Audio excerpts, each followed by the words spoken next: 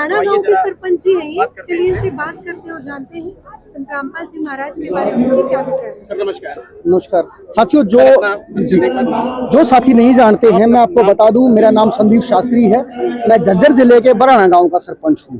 बराना जो है ऐतिहासिक दृष्टि से जो है काशी में कबीरदास जी, छोडानी में जो है गरीबदास जी और बराना में जो है शीतलदास जी, ये गुरु प्रणाली है।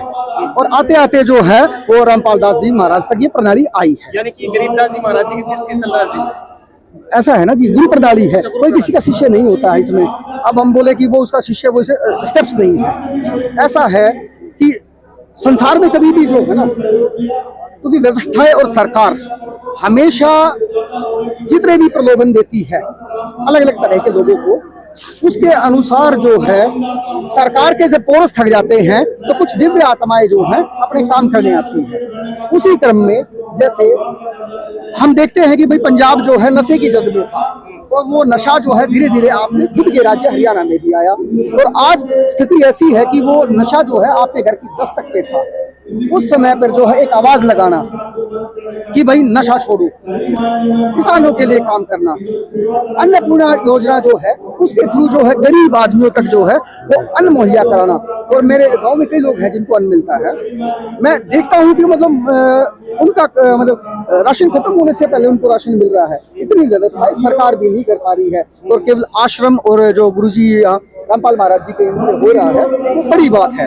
मैंने देखा कि भाई गाँव में घर बन रहे हैं, तो बेसिकली काम तो करना चाहिए सरकार को, लेकिन सरकार उस काम को करने में असफल होते हुए भी जो है उन कामों को जो है रामपाल महाराज जी करवा रहे हैं। एक बात और मैं इस बात में और जोड़ना चाहूंगा कि जो ढोंग है, जो पाखंड है, क्योंकि आप सब जानते हैं ग्लोबलाइजेशन का जमाना है और सभी लोग जो है अब रशिया से, चाइना के बच्चों से हम बात करेंगे तो वो बात करेंगे किसके बारे में, टेक्निक के बारे में, और हम बात करेंगे इसके ढोंग के बारे में। तो जो ढोंग पे चोट लगाने का जो काम किया, जो पाखंड को लात मारी, उसके लिए जो है मेरा आस्था का भाव जो है इनके साथ जुड़ा हुआ है, ताकि हम जो है साइंटिफिक टेम्पर के सामने जो है अब आने वाली नस्लों को नशे से बचाई। संत रामपाल जी महाराज कम से कम हम उस निराकार जो प्रभु है उसके बारे में औचित्य मन की धारणा देकर के जो है आगे बढ़ने का काम करें। अब बाढ़ आई, सरकार ने फेलियर करके जो है दोनों हाथ उठा लिए कि वो कुछ नहीं कर पाए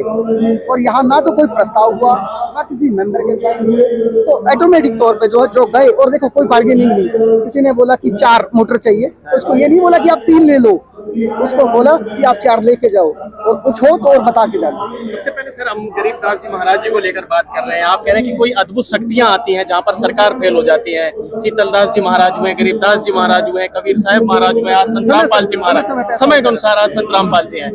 आज ये जो सम्मान समारोह है, किसान गरीबदास गरिमा सम्मान समारोह ही नाम क्यों दिया गया है?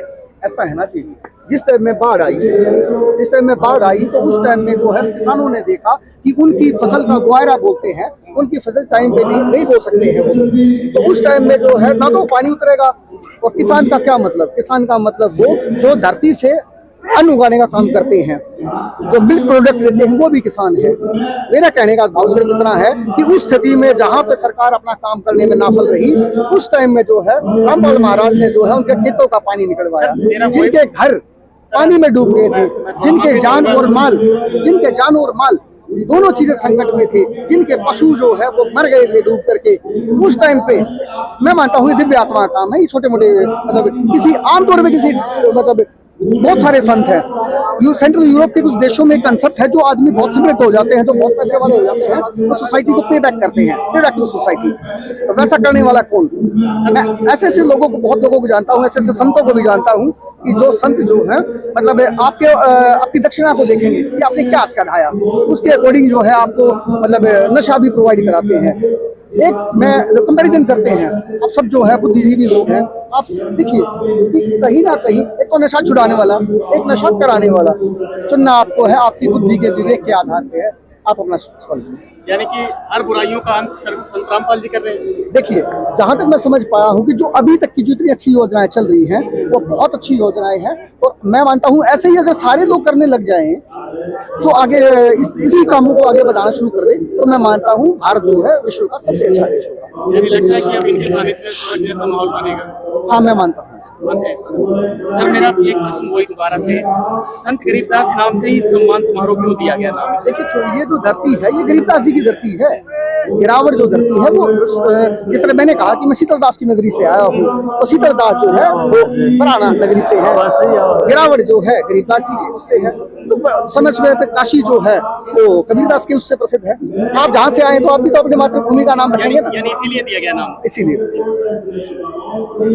सर अगला हमारा प्रश्न ये रहेगा कि भीड़ की अगर बात की जाए तो क्या लगता है जो किसानों की भीड़ है, उन बेसहारों की भीड़ है जिनको सहारा दिया गया था, ये बुलाने से आई है या खुद आई है अपनी मर्जी से? देखिए, आप अच्छा काम कहीं भी करेंगे ना तो उसके साथ लोग जुड़ जाएंगे। तो मुझे लगता है कि ये जो लगता क्या है, मैं मानता हूँ इस बात को कि ये लोग वो लोग हैं जिनको जरूरत के समय पर आश्रम की तरफ से बहुत अच्छी मदद मिली, और उसका जो है धन्यवाद करने के लिए जो है इतनी मतलब जन सैलाब कहेंगे, भीड़ ना कहें, भीड़ 200, 400, 500 की होती है, लाखों की जो है भीड़ नहीं होती, वो तो जन सैलाब होते हैं। तो उसी हिसाब से जो है भारी जन सैलाब है। और मैं एक चीज और नोट कर रहा हूँ कि ना तो यहाँ कोई पुलिस वाला आपको डंडे से बोल रहा है कि भाई आप लाइन पे जाओ, ना यहाँ पे कोई कास्ट पूछी जा रही है। मतलब एक बड़ी बात यह है कि जाति पाति से विहीन, कि मतलब ना कोई जाति ना कोई पाति, सब जो है एक दूसरे से मिलके बात कर रहे हैं, एक दूसरे को कोऑपरेट कर रहे हैं। ये मतलब मुझे बहुत अच्छा। लेकिन कुछ लोग कहते हैं कि हिंदू खतरे में, कुछ लोग कहते हैं मुसलमान खतरे में, क्या मानना है, क्या खतरे में है? उनका दिमाग की कमी है बड़ी, उनको अपनी बुद्धि का जो है ना विकास करना चाहिए। ऐसा है जी, अंग्रेज रह गए कितने साल, 200 साल के बस। उसके पहले आप देखें तो मुगल, फिर हूण भी चले गए, फिर भाई मौर्य भी थे, बहुत अलग अलग तरह के साम्राज्य रहे इस देश में। लेकिन ऐसा नहीं होता है। हिंदू जो है जीवन को जीने की कला है, वे ऑफ लाइफ है। जैसा आप जो है आपका जीवन कैसा आप चलाना चाहते हैं वैसा है।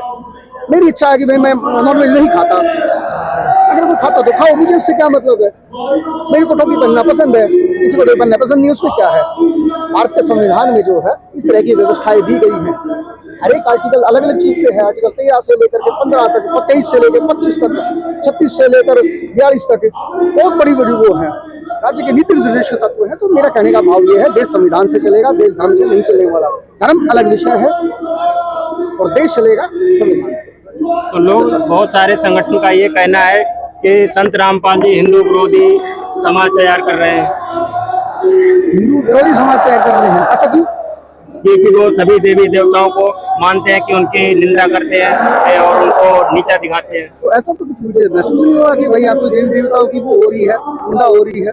वो हरियाणा में कहावत है कि चखे पाछे बेरा चलर मीठे और खारे का। अगर किसी बोतल में पानी है, आप उसको देख के कैसे अंदाजा लगा सकते हैं कि भाई ये खारा है या मीठा है? उसको चखना पड़ेगा। किसी पात्र में है तो उसे चखना पड़ेगा, तब जाके आपको अनुभूति होगी कि ये जो है एक पानी खारा है या मीठा है, या इसका कैसा टेस्ट है। वैसा बिना चखे लोग कुछ भी बोल देते हैं तो उस बात का कोई भाव है नहीं।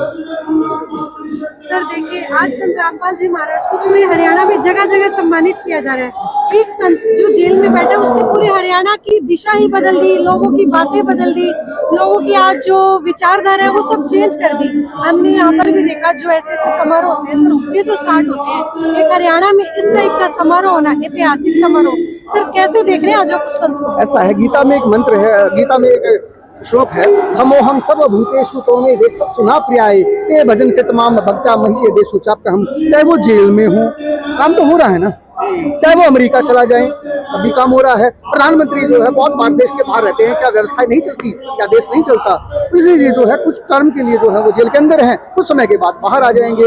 सरकार के द्वारा कभी भी होता क्या है, मैं आपको बताऊं, आप बारीक से समझिएगा कि कभी भी जब आप नशे की बात करेंगे छुड़वाने की, कभी भी आप एजुकेशन की बात करेंगे, कभी भी आप बात करेंगे मेडिकल कॉलेजेस की, कभी आप बात करेंगे IT हब्स की, उस तरफ जो है देश के साधु सन्यासी नहीं बोल रहे हैं, वो शांत हैं।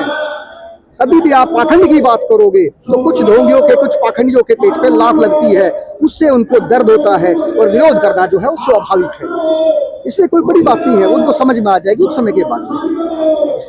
बहुत बहुत धन्यवाद। बहुत बहुत दयालु है आप।